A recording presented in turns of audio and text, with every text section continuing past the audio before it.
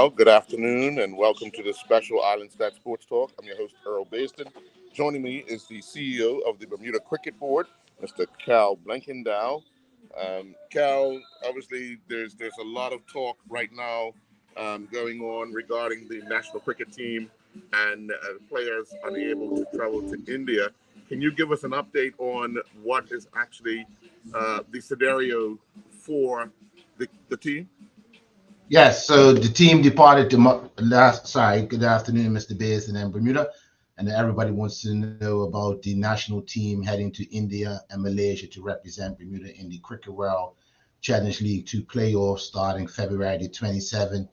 First round finishing February 27th, second round the 29th to March 3rd, and hopefully we're there in the top 4 to qualify for the proper round of the Cricket World Challenge League kicking off later this year after the playoffs. Yes, Bermuda national cricket team traveled to India for a training camp. However, we did not travel with our full contingency due to visa issues acquiring them from the Indian government for the entire contingency. I know a lot of people have been asking and wondering how that can happen. It's not complex, but a little bit simple explanation. So the matter happened is there are 2 parts to the tournament. One is a pre-qualifying round for the Super 6, which finishes on February the 27th, and then the next round, February the 29th to March the 3rd. So normally the Bermuda Cricket Board will book all of the tickets because it's a tournament that will naturally last 10 days to 2 weeks. But because after the first round of qualifying, there's 2 teams that don't make it into the next round have to depart the next day like any international tournament. So for us to book those tickets and then have to rebook them for players in Malaysia, we allowed the ICC to book them for us at their cost, which is fantastic to the Bermuda Cricket Board. Once they booked the tickets, we then were able to acquire the visas for our players. So we were guided to go to the e-visa platform of the Indian government. And on the platform, it clearly states that overseas territories or crown dependents, whichever category Bermuda finds itself in as a colony of the UK, we can apply for the visa. So you go in on the United Kingdom, and then you indicate that you're Bermudian, and then you put in all of the relevant details.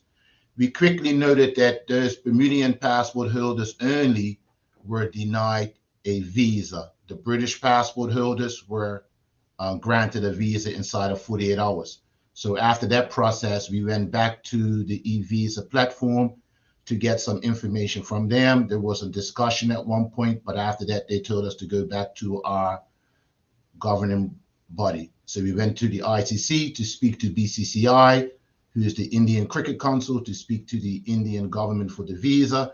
They sent us back to the help desk, which wasn't helpful. We then went to Government House, which represents Bermuda internationally with Foreign Affairs. We went to Government House, which sent us to the embassy in London of the Indian government. They sent us back to the Indian visa portal, and that's where it remained. So there's Bermudian individuals who we made a second application for, again, were unable to acquire a visa. It says on the portal that British Crown dependent territories and colonies, overseas territories, are able to acquire a visa. It lists Cayman Islands, Turks and Caicos, Montserrat, and others. But after digging further, it does not list Bermuda. So we believe that there is a glitch in the system on their end. We are an overseas territory. All of the other islands are listed, but not Bermuda. So that was the first step that we've tried to communicate with various parties to do that, but without success. The only real surprise after that, because after applying twice, we knew that there was an issue, so we had to go to a high-level discussions. Mr. Delray Rollins, who is in the possession of a British passport, his application now has been denied 3 times, and there's no explanation for that. He's been living in the UK, he's traveled to India before, and he is the only one holding a British passport who has been denied a visa for entry into India. So as simple as it may seem to everyone who is not in this office at the Bermuda Cricket Board, we've done our due diligence. We've done what it states on the platform after having the tickets ticketed, because you need that information to request a visa when you arrive and traveling your passport details, even as stringent, which you normally don't do, the names of your parents are requested to acquire an Indian visa. And we were not able to do so, even though it clearly states that overseas territories can, and it lists every territory as far as I'm aware of, but it does not list Bermuda. So we believe that Bermuda somehow is not listed on their platform. So the individuals that are working behind the platform may be doing their job and not seeing Bermuda, but no one has come back to us with any direct feedback on that. So the scenario we found ourselves in, one would be not to travel, but that doesn't make sense. A squad's made up of 14 or 15 players. So the majority of the players were able to travel to India to get 10 days of training in. The secondary plan was to try to send them somewhere else, but that would have been a challenge because ICC is getting us to India and not to another jurisdiction. To Malaysia. So the intent was to offer them training what they're doing now. So they'll train twice a day on island, indoors at BHS, and thank you to BHS, with our local coaches. And then they will depart Bermuda on Thursday, February the 15th. That is the intent. The ICC will book their tickets as well, and they will head directly to Malaysia. They will get there approximately the 17th in the morning, and the national team that is currently in India will get there on the 19th. They will the players that are here on island, they will go into the nets most likely on the 18th. There's also a match on the 20th, and both groups will come together to then represent Bermuda starting the 22nd of February. Is there a manager or an assistant manager that remained that will travel with this group in the event that they have trouble getting to Malaysia? Yes. So at the Bermuda Cricket Board, we traditionally you would have one coach and one manager, but we have identified that in the modern world of sports management, that is no longer valid. So we have a coach and an assistant coach who have traveled to India. We had the manager, Mr. Courtney Trott, who's going with the large contingency, and Mr. Terry Thomas, who is the assistant manager, is here on island to ensure that all preparations continue as far as training and any administrative side with the players, including the office. And then he will travel with the players directly to Malaysia, looking to get them out of Bermuda on the 15th on BA, British Airways. So as it stands right now, everyone's clear to get into Malaysia for this tournament, or is there still paperwork to be done? No, there is no visa requirement for Malaysia. There's only a visa requirement for India. Well, Cal, Mr. Blankendown, I want to thank you very much for kind of clearing some of this up. Obviously, there's going to be a wider variety of people criticizing or questioning how something of this nature can happen. I think you've explained it from the cricket board's part, and hopefully the team arrive in India safely to do their training, and the guys here do their training so that when they get to Malaysia, everybody's fit and ready to go.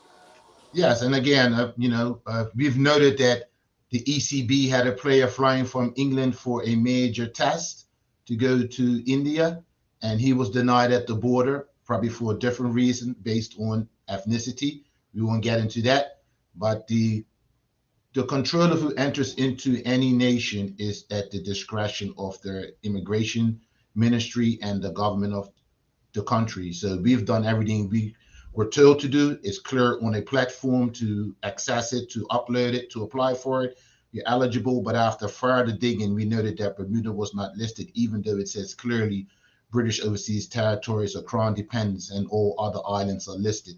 And you don't know that until you actually go through the application.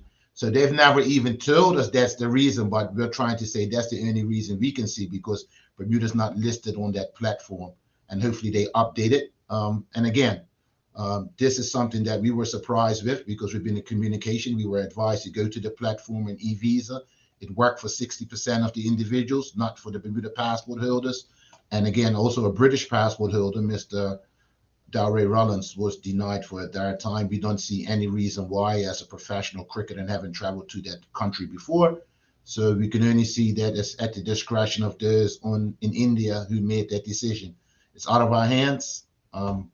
Sometimes people are not allowed entry into Bermuda for whatever reason, which I don't agree with, but I don't understand. So hopefully someday we will get an answer. We've tried to call different times of day, mornings, for quite some time, but we were just unable to get any support, and we've gone to all the powers that be, and it wasn't resolved. So, and even now, telling our players to make sure they get a British passport. Yes, all the others were able to go, but our captain, who has a British passport, who actually lives in England for the majority of the time, was not granted a visa for the third time. So, and I know his record is impeccable, so don't know why it's not allowed, but that's out of our hands. So at the cricket board, we can only control the controllables. So option A to go didn't work with the full team. Option B, send those who could travel. We've also drafted in Mr. Jamal Proctor at the 11th hour, so we can have at least 10 Bermudian players on the pitch. It may mean that assistant coach, Mr. Janara Tucker, gets another cap. And the academy where we are training, they're actually going to provide 3 or 4 reserves on each match day or as needed. And those that are training here, the only thing we can do is ramp up the training to twice a day while they're here until they actually step on the plane. And we're looking to do that on the 15th. ICC will confirm those details with us. I do want to thank the players that did not travel with the team. They came to the airport and wished those who were traveling well, told them to do the best that they can, and that they promised them that they will do all they can here on island while they're training, so they can actually get, stay as much to their level. We have to be honest, the training in India will be at a advanced level, because there will be indoor nets 24/7, there will be outdoor training, and there will be match play. So they'll be on a complex like the National Sports Center without any other distractions around them, just to focus on cricket. We can complain and cry to say that the players weren't able to travel, out of our control, or we can say, what can we do to minimize the training cycle of those players so that at least they have an opportunity to be at a pretty decent level when they get to India. So they will continue on with that. And just want to thank everybody that tried to assist us from the ICC, BCCI, Government House, Travel Edge. Everyone's been really working hard with us to make it happen. But, even all these organizations and entities, we were not able to get it resolved. And, people will complain and say, we let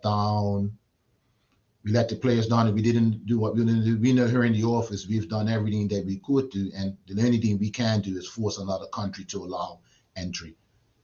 And that's it. And if we did try to get a physical visa, the duration to acquire that is quite some time from the time that ICC booked our tickets, because we have to finalize the team and then make sure that everyone's traveling. So that would have been at least a 3-week period. So by the time we were notified that the e-visa application did not work, even though we were advised that it would be acceptable based on what's on the platform and information we got, it wouldn't have been enough time to do a traditional visa. So that's where we are. So hopefully Bermuda doesn't have to understand, but at least they know now the real story. And there's always going to be an opinion, but in the office and in the board, we know that we've tried our best, and the players know that we've tried, because some of them were advised immediately when it was rejected, and then we've updated them after the fact saying the second rejection, and Mr. Runner's now third rejection, and there's nothing that we can do but redirect the remaining 6 players and 1 staff member directly to Malaysia. And thank you to Mr. Terry Thomas for making himself available, that he understood he was planning to leave tomorrow, but he's here on the ground with the players to make sure that they are well served in case anything occurs in transit or in Bermuda, and to travel with the team to Malaysia. And we wish the players the best. And as I said to another media outlet, if this is the only obstacle we face while we're on tour, once we leave Bermuda or in match play, I'd rather take this and win all of the rest of the games instead of getting out there and having these hiccups. So fingers crossed this is the last one, and that the rest is easy sailing. All right. Well, thank you, Mr. Blankendow. We do appreciate your time, and we want to wish the team very well. Thank you.